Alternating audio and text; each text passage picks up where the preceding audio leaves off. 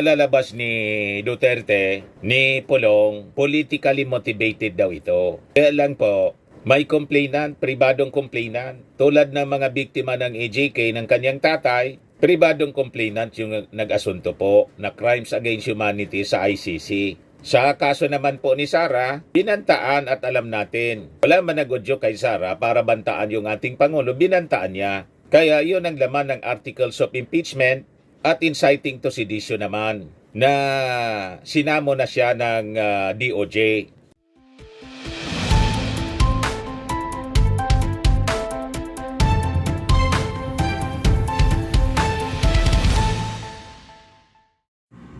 Joke time muna tayo mga kababayan bago natin pag-usapan yung mga mainit na balita. Kanina kasi naputol yung video ko. Pagpatuloy natin, may reaction na si Pulong doon sa kanyang viral video na ginugulpi niya yung isang bugaw. Pinulitika po ni Pulong. Sabi ni Pulong, kung hindi ka niya ngayon, tinuturo yung ating administrasyon, yung ating Pangulo. Kung hindi ka niya ngayon matalo sa ayuda, matalo ka sa kasuhan ka. Yung mga kasalanan mga kababayan na ginagawa nila, tinuturo ibang tao. Ganon katindi. Pero dito muna tayo sa joke time. Padala ni Recentes Bing, nag-usap yung mga tatay. Sabi ng tatay kay Inday, Inday, sagot naman Inday, po, magalang si Inday. Kumusta naman na niya yung pag-aaral mo? Ano yung lesson ninyo kanina? Sagot po ni Inday, tungkol po sa manok. Sabi ng tatay, okay, bago yun ah. So, madali lang ba yung lesson ninyo tungkol sa manok? Sabi ni Inday, oo naman po, chicken na chicken. After ng lesson nga namin po, tay, nag-exam kami. Sabi ng tatay, ay wow, very good. Kumusta naman yung result ng exam ninyo tungkol sa manok? Sabi ni Inday, itlog po.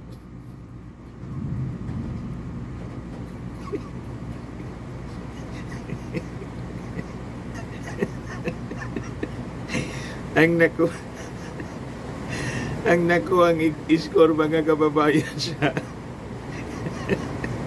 sa exam, itlog. What? Anyway, joke man lang po mga kababayan. Matik na 200 pesos. Ito, kasali ka na rin sa monthly draw. Pag nabonot yung pangalan mo, 5,000 pesos. Pag hindi, kasali ka pa rin, qualified ka pa rin sa grand draw natin sa December. 10,000 pesos ang cash prize. O ngayon, remind ko lang po kayo mga kababayan, kasi 9 days na lang, eleksyon na po, i-number 1 po natin, pakiusap ko sa inyong personal. I-number 1 po natin si Ben Abalos para senador. Kasi si Ben Abalos po, siya ang totoong magiging katuwang ng ating Pangulo sa food security natin. At siya po yung pinakang qualified, abogado siya, naging congressman, naging MMDA, chairman, naging mayor ng Mandaluyong, naging DILG secretary. Malawak yung kanya pong experience. Yan po si Benhor. Sa mga magsasaka, ito lang. Number 1, papalakasin ko ang kapangyarihan ng NFA kasi tinanggal ito ng rice tarification. Isipin mo, kung minsan baksak ang presyo, kawawang ating magsasaka. Pero kung meron kang NFA na may sapat na pondo na siya na bibili sa iyo at siya na rin magbebenta, open, kasi hindi lang pwede ibenta, nakalagay ito sa batas, iimbak lamang nila, buffering in terms of calamity. They can only sell it if there is a rice emergency. At tanggalin natin yun. Isipin nyo, sabi nga ni Sir Kiko, kung libo-libong truck, buong Pilipinas, walang ginawa kundi bumili ng bigas sa mga magsasaka at binibenta mismo direkta sa mga tao. Naku po, masaya na magsasaka, masaya yung mga bibili dahil nakakabura sila. Hindi ba? Napakasimple. Let's just empower the NFA at yan ang gagawin ko. I will amend the rice tarification.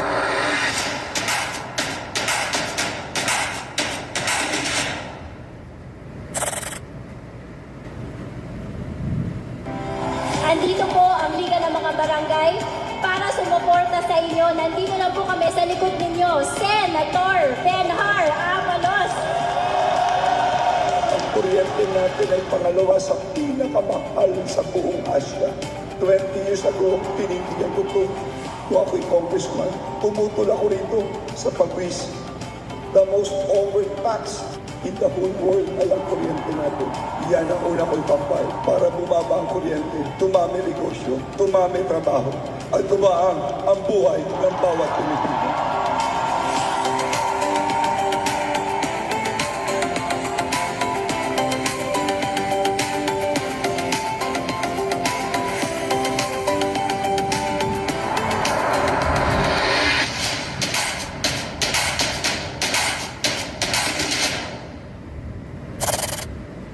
Number 1 sa Senado po, solid tayo, Ben Abalos. Ngayon, balikan natin yung viral video ni Pulong. Hindi man niya dininay po yung existence ng video. Pero ang sabi niya, mga kababayan, dito niya sa administrasyon na to, kasi ang sinasabi niya, tanim kaso, plante daw yung kaso laban sa kanya. Napakalabo po. Paano naging planted po na may CCTV at yung CCTV video, hindi man niya dininay. Ang sinabi lang niya, mga kababayan, matagal na nga niya yun. Kasi nga po, nangyari yon Pebrero 23, 2025. So hindi pa man katagalan, nadili lang po yung file kasi siyempre ma-impluensya sila. Yun ang rason po sa affidavit mismo ng complainant. Natakot siya, hindi na nga nagpa-medical certificate, pero yung ebidensya na present niya mga kababayan sa CIDG, yung video. Yan po, nakakatakot si Pulong. Matindi po. So ito yung depensa, mga kababayan ni Pulong as published ng mga banateros. Yung mga kasama ni Banat Bay. Sabi dito, kung hindi ka matalo sa ayuda, matalo ka sa kasuhan kita. That is the new politics of the Philippines right now. Dirty politics, sanay na tayo dyan.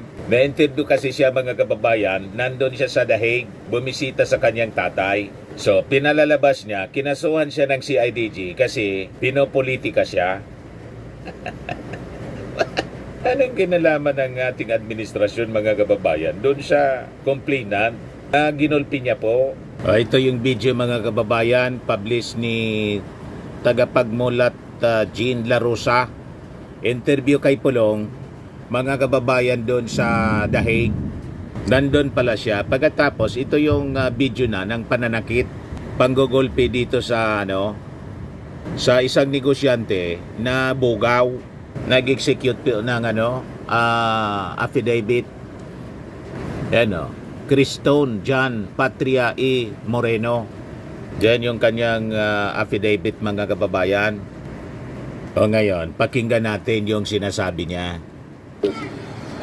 Sa akong mga kaigsunan tabawin nyo, karon nakakita na po ng video, dugay-dugay na nahitabo. Sige lang, inyo hagyapong desisyon kung kinsa inyong botohon sa inyong pagka-congressman sa unang distrito. Di ko magbuot o niya giingnan ko sa abogado kay hantod karon ila pang i-authenticate kung asa gikan ang video. So kay murag nauna man og file ana sa motok sa IDG ba. Nauna file sa CIDG ang testimony ang affidavit sa social media o sa piskal. So di ko kara himo og statement ana kay wala pa may kadawat og. So, pinalalabas mga kababayan ni Pulong, hindi siya sigurado sa authenticity ng CCTV video. Ipapa-authenticate niya daw, pero hindi man niya dinideny. Ngayon sabi dito, sa balita ng Manila Bulletin, fraudulent daw. Representative Duterte says of evidence versus him in case filed by businessman. Pinalalabas na peke yung video. Planted niya ang kaso laban sa kanya. Sabi dito, he emphasized that such tactics were nothing new to him and described this as the new politics in the Philippines. If they cannot beat you with aid, they will beat you with I will file a case against you. That is the new politics in the Philippines now, dirty politics. We already used to it, sabi po ni Pulong. So pinalalabas niya, pinopolitika siya ng ating gobyerno. Naniwala kayo? Ano? May nagsabi ba sa kanya na ambaan niya ng saksak itong si Moreno? Tanim video ba yan, mga kababayan, na mula mismo yan sa CCTV ng bar? O, ito po yung complaint affidavit na naputol natin na binabasa natin kanina. Pagpatuloy natin yung pagbasa. Yung tanong at sagot, mga kababayan, ng CIDG, tanong ng CIDG at sagot ng complainant. Sabi dyan, mga kababayan, dito na tayo yung naputol kanina. Number 15. Maaari mo bang isalaysay ang buong pangyayari? Opo, sabi po ng biktima. Noong Pebrero 23, 2025, mga alas 7 ng gabi, tinawagan ako ni Charlie Tan, isang business partner ni Paulo Pulong Zimmerman Duterte. Ngayon, ano ang kanyang rason sa pagtawag sa iyo? Sabi ng biktima, sinabihan niya ako na pumunta daw ako sa kanilang bahay sa Woodridge, Barangay Maa, Davao City at magsama na rin daw ako ng 6 na babae, yung pinakang maganda at bata na meron ako dahil pupunta raw doon si Paulo Pulong si Duterte. Pasensya na kayo, maingay ngayon kasi kumukulog, kumikidlat. Malakas yung bagsak ng ulan. Kaya naririnig din yung ugong bagsak ng ulan at saka yung kulog at kidlat. Ano ang sumunod na nangyari? Mga alas 8, 8 o'clock ng gabi, kami nakarating sa bahay ni Charlie Tan kasama ang 3 babae na aking kasama at doon na namin naabutan si Paulo Duterte na nag-aantay. Makalipas ang 20 to 30 minutes ay may sumunod pang 2 na babae. Nag-inuman kami sa bahay. Ako yung 5 babae na kasama ko. Si Paulo Duterte at isa niyang tauhan, si Charlie Tan at ibang Chinese national na tingin ko ay kanilang kaibigan. Inabot na kami ng alas 12 ng hating gabi. Noong Pebrero 23, 2025 at ako ay kinausap ni Charlie Tan. Kaya yung sinasabi ni Pulong sa interview, matagal na niya yan. Pebrero 23, basado sa complaint affidavit ng biktima. Ngayon, ang tanong, bakit ngayon lang na-file? Ngayon lang na-file kasi ngayon lang nagkalakas ng loob yung biktima niya. Kasi nga, may influensya sila. Alam naman natin yon. Sinabihan niya ako na samahan ko muna si Paulo Duterte na magbar sa Hersey Bar at hindi na siya makasama sa kadahilanang magsusundo pa siya ng kanyang anak. Maya-maya ay nilapitan na rin ako ni Paulo Duterte at sinabi na samahan ko muna daw siyang magbar sa may obrero at binigyan niya ako ng 18,000 pesos bilang tip. Tapos binigyan niya rin ang 2 sa aking kasamahang babae na tig si 5,000 pesos. At sinabi niya na kung kulang ay ibibigay niya pagkatapos namin na magbar. Tig 13,000 pesos bawat isa ang ibinigay niya sa mga babae na kasama ko. Matapos ang 20 to 30 minutes, umalis na kami papuntang Hersey Bar. Inabot na kami ng alas 2 ng umaga. Nang tinawagan niya ako at sinabing bigyan ko daw ang kanyang mga bodyguard ng 3 babae at doon ay nabigyan ko ay ang 2 bodyguard at isang driver. Makalipas ang 1 oras ay bumalik na sila sa bar at nagtanong si Paulo Duterte kung ilang bodyguard ang sumama kasama ang mga babae. Nalaman niya na may isang bodyguard niya ang hindi nakasamang lumabas. Sa galit niya ay sinabi niya na buti pa yung driver nakaisa sa mga babae. Yung bodyguard niya mismo hindi nakakuha ng babae. Matapos noon ay binayaran niya ang 3 babae ngunit ang isa, ang pang-4 na babae na hindi naman nailabas ay binigyan niya ng 1,000 lamang. Nagtanong ang babae kung bakit ganon lamang ang bigay sa kanya at doon na nagalit si Paulo Duterte. Dahil sa galit at kalasingan ni Paulo Duterte ay ako ang nakita niyang pagbuhusan ng galit mula sa second floor ng bar na aming puinistuhan ay minuramura niya ako at tinulak pababa ng hagdan. Sinubukan ko umalis ng bar ngunit hinarangan ako ng mga bodyguard ni Paulo Duterte sa first floor at sinabihan na isarado ang pintuan. Inundayan niya ako ng saksak gamit ang kutsilyo sa aking tagiliran at doon ay pinagmumura niya ako ulit at pinagbantaan na papatayin kita. At hinedbat niya ako sa ulo ng maraming beses at ako ay humingi sa kanya ng patawad kung anuman ang nagawa kong mali sa kanya, ngunit patuloy pa rin siyang ini-headbutt ang aking ulo at inuundayan niya ulit ako ng kutsilyo. At nang makita ng bodyguard niya na may CCTV ay agad pinatay niya ang CCTV ng lugar at doon na ako na corner. Halos 2 oras niya akong sinaktan sa loob ng bar. Suntok, sampal, tadyak ang aking inabot kay Paulo Duterte dahil sa galit niya sa akin. Mga pasado 5:00 ng umaga nang inabutan niya ako ng pera, 1,000 kada suntok, sampal or sipa. Matapos ang nangyari ay umalis na siya ng bar at bumalik sa may Woodridge at doon na makipag-sex sa isang kinuha niyang babae sa akin. Nalaman ko ito dahil sa nagsabi siya na ako ang magbabayad ng pera sa nakasex niyang babae. At kung di ko daw bayaran ang babae ay ako raw ang kanyang papatayin at hahantingin. Ngayon, tanong, nung nasaktan ka ni Paulo Duterte, ikaw ba ay sumangguni sa kahit saan mang ospital upang mabigyan ng medical certificate para gamitin laban sa kanya? Sabi niya, wala po, hindi ko na po naisip na magpa-medical dahil sa sobrang takot na baka po ako ay balikan niya. At sigurado ako na pag nalaman niya na gumagawa ako ng legal na hakbang para kasuhan siya, ay alam kong may masamang mangyayari sa akin at pati na rin sa aking pamilya. Bakit mo nasabi na siguradong may mangyayari sa iyong masama at sa inyong pamilya kung gagawa ka ng hakbang na legal laban sa kanya? Sabi ng biktimang si Moreno, dahil po maimpluwensya ang kanyang pamilya doon sa Davao City, kaya po hindi na po ako gumawa ng aksyon para kalabanin siya. Kung ganon, anong ebidensya ang meron ka upang mapatunayan mo sa investigasyon na ito na ikaw ay tunay na sinaktan ni Pulong?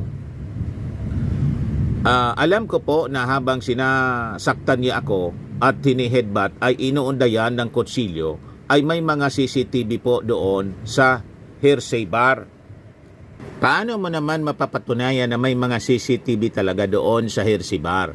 Kaya ko po patunayan na may mga CCTV ang Hersey Bar dahil madalas po ko mapunta sa bar. Bago po tayo magpatuloy ay nais ko din ipaalam sa inyo na itong gagawin mong salaysay ay magiging public record o maaring basihan o ebidensya laban o pabor sa iyo kung sakaling may paglilitis sa ating hukuman. Ito ba ay naintindihan mo? Sagot ng complainant, opo. Tanong naman, pansamantala ay wala mo na akong nais na itatanong sa iyo, meron ka pa bang nais idagdag, tanggalin o palitan sa iyong salaysay? Sabi niya, sa ngayon ay wala na po at kung may karagdagan man po na hindi ko nasabi dito sa aking sinumpaang salaysay, ay handa ko po itong sabihin sa anumang hukuman. Ikaw ba ay tinakot, pinangakuan o binigyan ng pabuya sa pag-ayag mo ng salaysay na ito? Ang sagot niya, hindi po. Ayan. So yan po, wakas ng salaysay. Ito yung last page mga kababayan. Pirmado niya, nagsalaysay Criston Jan Patria E. Moreno, an administering officer Arimolito B. Plaza, State Prosecutor. So, pinalalabas ni Duterte, ni Pulong, politically motivated daw ito. Kaya lang po, May complainant, pribadong complainant. Tulad ng mga biktima ng AJK ng kanyang tatay, pribadong complainant yung nag-asunto po na crimes against humanity sa ICC. Sa kaso naman po ni Sara, binantaan at alam natin. Wala man nagudyo kay Sara para bantaan yung ating Pangulo, binantaan niya. Kaya yun ang laman ng articles of impeachment at inciting to sedition naman na sinamo na siya ng DOJ. Madaling sabi, ito kanilang pagkakasala na wala man nagsabi sa kanila na gawin yung pagkakamali, sila mismo ang gumawa. Kaya malabo na paniwalaan natin na ito pinulitikad sila ng ating administrasyon, ng ating Pangulong Bongbong Marcos. Tama po? Kaya sinasabi natin, lahat ng trouble na kinakaharap ng pamilya Duterte, sila yung may gawa, consequences ng kanilang mga maling aksyon. Kaya malabo po itong sinabi ni Pulong, kung hindi ka matalo sa ayuda, matalo ka sa kasuhan kita. That is the new politics of the Philippines right now. Dirty politics. Sanay na tayo dyan. Biglang pinulitika po. Nililihis sa totoong issue mga kababayan na ang totoong kalaban nila yung kanilang sarili. Si Sara, for example, ang kalaban ni Sara yung kanyang bibig, tulad ni Harry Roque, tulad ni Digong, at ngayon tulad ni Pulong. Ang totoong kaaway nila, yung kanilang sarili. Tama ba? O ito, may interview pa doon sa Dahig kay Pulong. In relation ito sa sabi, i-raid yung kanilang bahay. Di ba yung pinakalat at pinasinungalingan mga kababayan ng PNP. Sabi ni PNP spokesperson General Jane Fajardo, hindi naman alam niya kung saan hinuhugot ni Pulong yung ganyang balita na i-raid daw ng CIDG yung bahay ni Digong. Pinakalat ni Pulong sa Kanikiti Duterte. Pinagpuntahan din yung mga tao doon. O di ngayon, napaya sila kasi hindi man talaga totoo. Wala man ganun po. O ngayon, inunan pa rin ang reaksyon. Ito yung reaksyon mga kababayan ni Pulong sa interview ni Wise in Wild World. Courtesy po ni Wise in Wild World. I-acknowledge natin yung source natin. Nakita natin dito sa social media. Sir, okay lang magtatanong kami tungkol sa statement na binigay po niyo nakarang araw. Then, yung bantang paglusob sa bahay ni PRD at sa pamamahay po ninyo. Lusubin na nila. Kanila, kung gusto nila. Nagdoktor lang natin yung mga pulis na yan. Sige, palusob nyo. Wala namang problema. Basta nasa batas sila, okay lang. Sir, what's your reaction with the statement of Attorney Torion? Sabi nila may tanim kaso daw na... Ayan na, lumabas na, di ba? Oo, lumabas na. So, kung hindi ka matalo sa ayuda, matalo ka sa kasuhan, taka. Okay. That's the new politics of the Philippines right now. Dirty politics. Sanay na tayo dyan. Sir, also the Filipino people wants to know, alam naman natin sir na si Attorney Kaufman sinasabi niya na the former president is in good spirits. Yes, totoo naman. At saka masaya siya. Sila nagkwentuhan sila matagal. How is he? Nagmamasahe ako eh. Sir, how is he, ma'am? How's your lolo? Actually, physically. He's okay. He's actually like really healthy. Whenever we talk about you guys being here, he's really happy to know about it, and he also wants to express his thanks to everyone here right now. Yeah, mauna Hindi po. yan mag-English no? Anak ni Pulong, siguro to. Ito yung medyo mahaba-haba ito. Courtesy ni Alvin in the Tourism po. Pakinggan natin. Salamat daw. If ever daw. Ano pa yung sabi niya? Ikaw naman. Ulawon? Sir, ang sinabi sa amin sir na hindi naman kami paalisin talaga na or hindi na kami makapunta dito, i-relocate lang kami. Doon sir, doon So, sa dalawa na ang Duterte Park. Gano'n na sir. Sir, okay lang magtatanong kami tungkol sa statement na binigay po niyo nakarang araw. Then, Sir, may reaction ba si Tatay Digong sa statement na sinasabi nila na the next person daw to be jailed sa ICC si VP Inday? Okay naman gani kami tanan na lang para dihan namin tanan pamilya. Libre security, libre kaon, libre man tanan, okay na. Okay kayo. Dihan namin tanan pero kung mama murag di mo sugot. Ako, Okay daw. How about sir yung sinasabi nila na ni VP Okay lang before daw. na every time they have sabi ni former president na kailan nyo ba ako pa makalabas dito? Is it the Kana same? ang makatubag ang korte ra gyud. Dili ko mga hindi ko katubagan. But is he not saying the same, sir? Munta na siya. Unsa na may kaso, mo igor usod, di pwede istoryahan. Okay. It's between him and the lawyers. Wala ko ilabot. How are you feeling now, sir? Okay na ba Ako? ka? Gwapo kaya po. Gutom na. Wala ko ni kaon. Okay. Ay, Kong, additional kasi sa survey karon sa Davao, Okay, kikasuhan naman. dili. 90% ang imuhang rating sa kalaban 4%. Kasuhan naman, mo pantay na na, 50-50 na na. Believe sa ko. Tulo ka bulan ng investigasyon.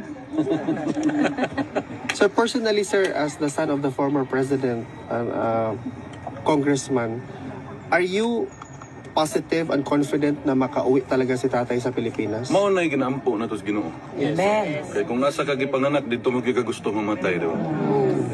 So mo na among ginaampo sa Ginoo nga unta makauli. Sir, do you have a reaction na nag-file na daw ng case si Senator Amy Marcos as a result of the Senate inquiry? No comment. Okay, thank you, sir.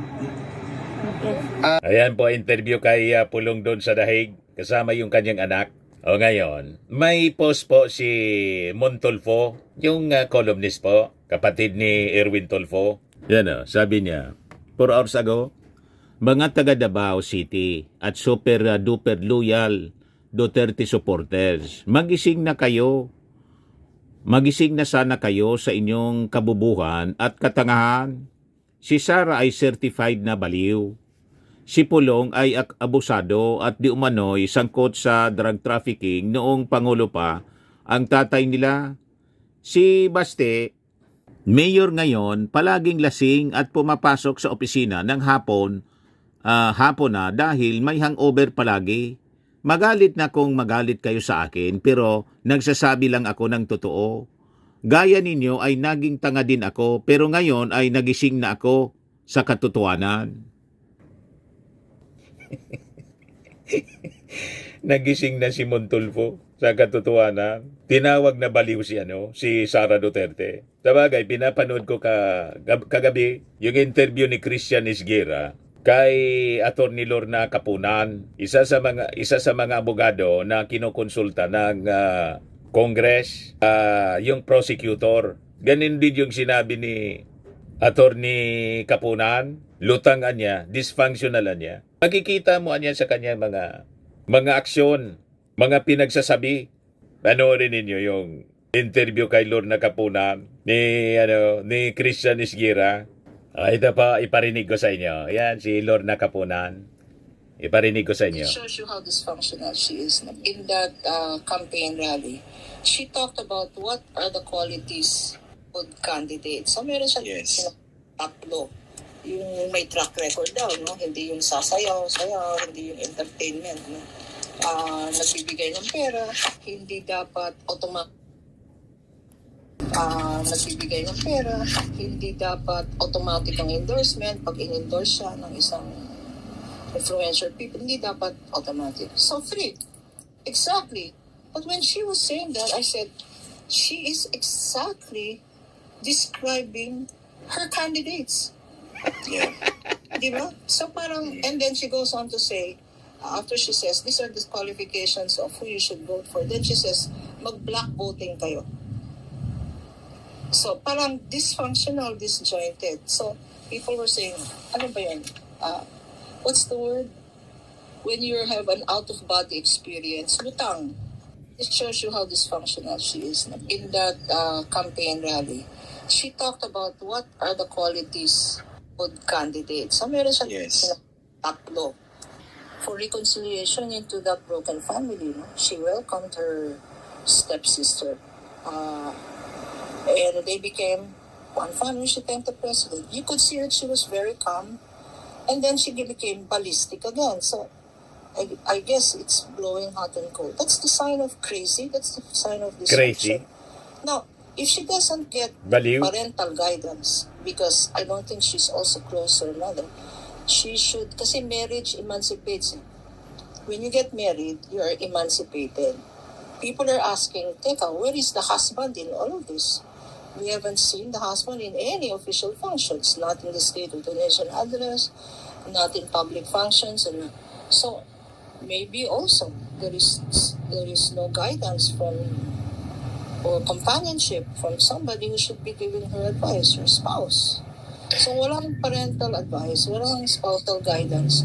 So she's on her own. Maybe what she needs, and I give this advice to my client, maybe what she needs, because I saw your show, no? I saw your show, one of your shows, when you critiqued her, when Senator Llamas said that, do you call him Edu? Yeah, Edu Manzanas. Yeah. Si Edu Manzanas. Sometimes justice, sometimes commissioner, sometimes cardinal. I just call him Pangit. Pwede rin. When he commented, and one of your other guests commented that she seems to be enraged. She seems to be very angry and enraged, and that's why she's lashing at everybody. No, that's a sign of imbalance. In fact, I saw one other. I don't know if it was. Kasi meron akong nakita nakalagay. Even if the crowd, she was talking to the crowd, and the crowd was shouting BBM. So Sa Manila yan. that was in Manila when she was talking about Duterte and BBM, and this shows you how dysfunctional she is now. In that campaign rally, she talked about what are the qualities. You saw that, no? What are the qualities of good candidates? So meron siyang Yes. tatlo. Yeah. Tatlong qualities of a good candidate. And I took note of that. Yung hindi daw, yung may track record daw, no? Hindi yung sasayaw, hindi yung entertainment, no? Ganon. Tapos yung hindi nagbabayad, hindi yung nagbibigay ng pera. Meron din siyang sinabi na hindi dapat automatic ang endorsement. Pag in-endorse siya ng isang influencer people, hindi dapat automatic. So free. Exactly. But when she was saying that, I said, she is exactly describing her candidates. Yeah. Tama mga kababayan si Montulfo. You see? No. Si Sara niya, certified na baliw. Sabi ni Montulfo. Ano masasabi po ninyo mga kababayan? O ngayon, tungkol naman kay Pulong. Ito yung post ni Montulfo kanina 6 hours ago. Sabi niya, wala nga kayo sa kapangyarihan, abusado na rin kayo. Wala na nga kayo sa kapangyarihan, abusado pa rin kayo. I'm sure the Duterte trolls will find all excuses to defend this abusive congressman from criticisms. Kahit na yung tatay niya mismo, si Digong, ang nagsabi sa akin noon na problema niya itong si Pulong. Magbabarkada kasi sila. Tuloy yun ang nilaglag ni Montulfo, yung mga Duterte. You see? Inapoint pa ito si Montulfo ng ambassador. Special envoy pala. Special envoy sa China. Ngayon, ito yung sinasabi mga kababayan ni Montulfo describing the Dutertes kung ano sila. Ngayon, with this case, mga kababayan, itong complaint affidavit na final ng isang biktima ng panggugulpi ni Pulong, tingnan natin kung ano yung magiging reaction in the coming days ng Congress. Kung sila po ay magpa-file ng ethics complaint laban po kay Pulong. So yun ang abangan natin mga kababayan. At itong ating programa mga kababayan, atin sa inyo nitong ating mga sponsors. Fairmax Firming and Lifting Cream. Pinapay po sa mga pulses in affected area. Mainam po ito sa mga pains at paninigas ng mga kaso-kasuan. Ito sa mukha naman yung application, anti-aging, Automax po siya. Ito ay Glow 60 mga kababayan. Whitening po siya. Made in South Korea. Ito naman po, Nengxia Red Mix Fruit Drink. Gawa po siya sa goji berry. May anti-cancer properties po siya. At sa mga naghanap po ng malinis and spacious fitness gym, pumunta lang po kayo sa aming Colossal Fitness Gym. May Grab car rental din po kami. At bills payment po sa aming office. At saka sa mga mahilig po sa mga imported bags, manood po kayo sa live selling ni Madam Aileen Rosales sa kanyang Aileen Closet po. Pati mga shoes, ito yung kanya po. Ito yung kanyang page. Kita ninyo, napakagandang mga online selling po siya. Si Madam Aileen Rosales. Cellphone number niya po, 773-798-7816. Ito naman po yung bago naming product na binibenta online. iGlow Serum, whitening po siya. Tingnan ninyo yung epekto sa aking anak na architect before and now. Yung mga inquiries po ninyo, dumiretso na lang kayo sa kanyang Facebook account, Riz Maravillas.